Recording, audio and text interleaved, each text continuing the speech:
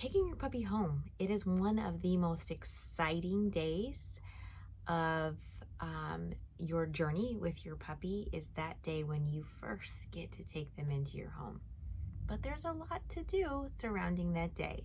So stay tuned and we're going to talk about that a little bit more. Good evening and welcome to Life of a Puppy. My name is Andrea and I'm the owner of MatkovichFamilyPups, where we breed golden retrievers, mini golden doodles, and mini labradoodles.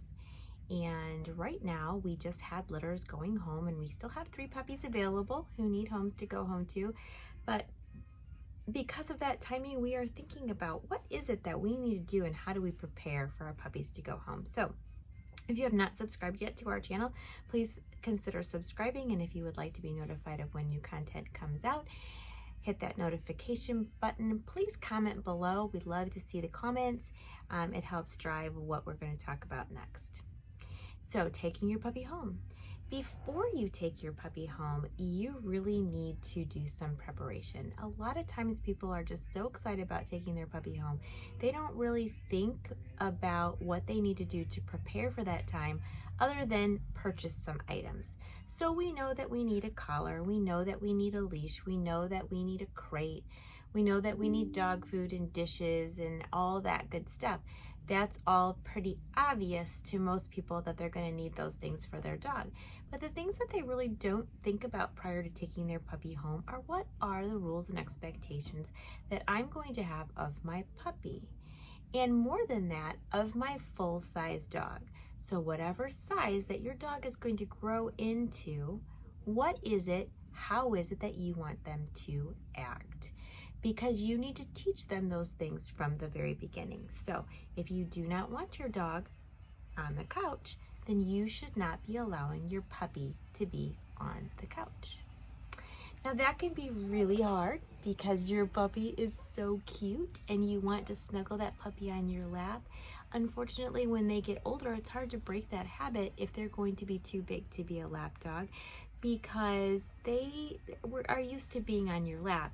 And it just will be a really hard training process. So I always suggest to people, when they first start talking to me about getting a puppy, what are those things that you want for your dog when it's full grown, when it's an adult dog? And how do you determine what you're going to allow and not allow, how you're going to train that dog before you ever bring them into your home? Because training starts the moment you pick up your puppy.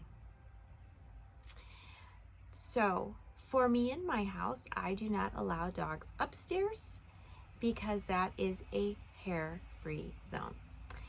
I also do not allow dogs in the bathroom unless they are getting a bath, because they like to get in the toilet. We have cats, so they like to get in the litter box. So the bathroom is off limits. I also do not allow dogs on the furniture. They can be dirty. They obviously, some of my dogs shed, and I do not like sitting down and then getting up and finding that my clothes are dirty because my dog has been on the couch. So those are my things. I also don't like them licking my face. We have a lot of small children that come over, and I don't like the dogs getting up in my face or anyone's face, because that can be scary to a small child. And so I think about that when I'm deciding what I'm going to allow my dog to do and what I'm not going to allow them to do. Obviously, I don't want them on the counters. I don't want them eating people food. I don't want them jumping up on the chairs and then up on the table. All these things. I don't want them in the garbage because they can be hurt. I don't want them in the kids' rooms because the toys can harm them. All these little things you need to think about, and you need to prepare your home for those things. Now, for me, I keep bedroom doors closed so the dogs don't go in there. You may not want bedroom doors closed, so you may have to either get a gate for those doors, or you're just going to physically train them by teaching them that those places are off limits. Those are decisions that you need to make before you bring your puppy home. How are you going to handle those situations? Are you going to allow them to have rawhide, or are you going to use nyla bones?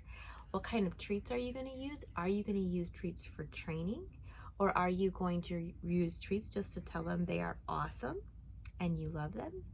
How are you going to use your treats? What kind of training are you going to do? Are you going to use purely positive reinforcement? Are you going to use play training? Are you going to use clicker training?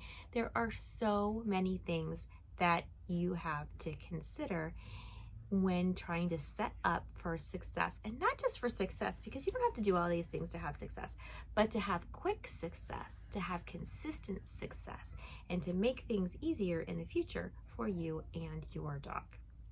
So that's the pre-work. So yes, I've bought my supplies. Now I've decided what rules I want to have and how I'm going to enforce those rules. What am I going to train my dog to do and not to do, and how I'm going to train them. And so now it's time to go and pick up my puppy.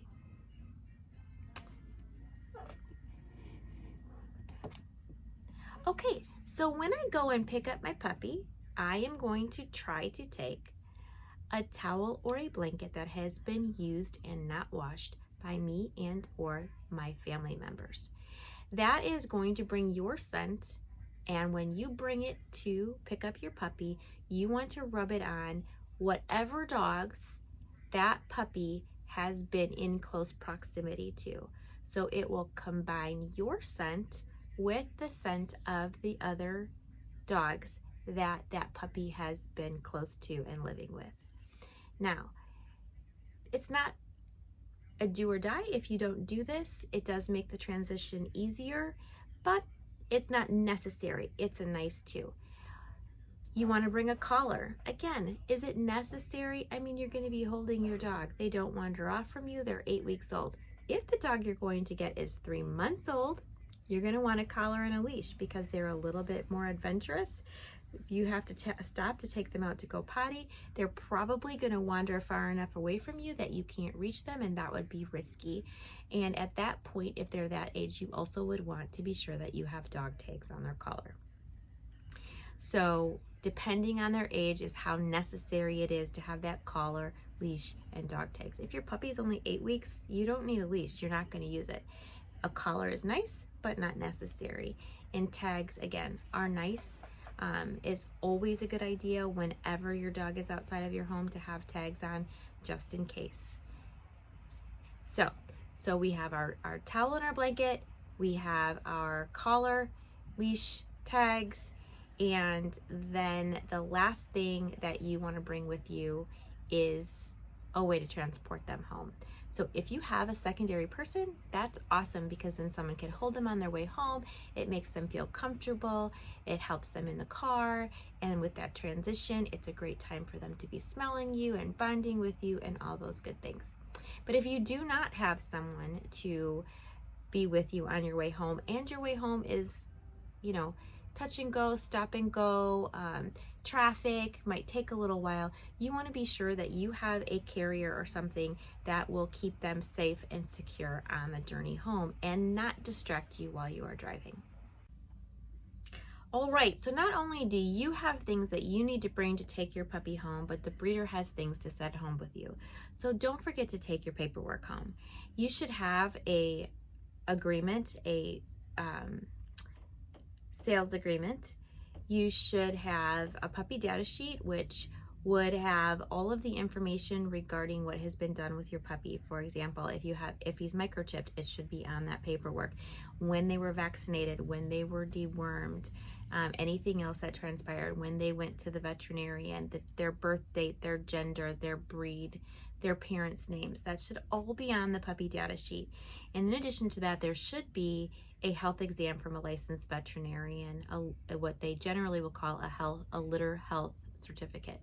So you should, at the minimum, you should have the data sheet, the health certificate, and the agreement. If they are microchipped, you should have a brochure or something that tells you how to register your microchip number. But don't forget to take that paperwork home. It can be mighty inconvenient if you forget it. All right, so now you're on your way home, and what are the first things you're going to do when you get home? Well, first thing you're going to do when you get home is to take your puppy to the area in which you want your puppy to go to the bathroom. So if you are going to be using the back door for them to go outside and go potty in the backyard, then you want to carry your puppy to the backyard and set them down in the backyard so that they can begin to sniff and get comfortable with that area. And even if they have to go potty, that they're already going potty in that area. When you're ready to go in the house, go in through that back door. At this point, you should only be using that one door for potty training. You never want to take them out a different door and cause confusion. Ideally, that door that you're using will have a room which you can confine them in for the first, some dogs 6 to 8 hours, some dogs a day or two, until they get used to going to that door and going outside. And ideally, you're going to expand that area a little bit at a time so that they don't get lost if you have a big home or have accidents because they're too far away from the door. They need to learn that distance from the door and be able to adjust when they have to go potty. So that's some of the prep that could have been done before you got home. It's not always possible with our new open concepts to be able to do something like that. All right, but being sure that you are going to use that back door. Again, ideally, you're going to pick your dog up early enough in the day that you are going to make several trips out that back door and into the yard so that they are getting used to the yard before your first midnight trip.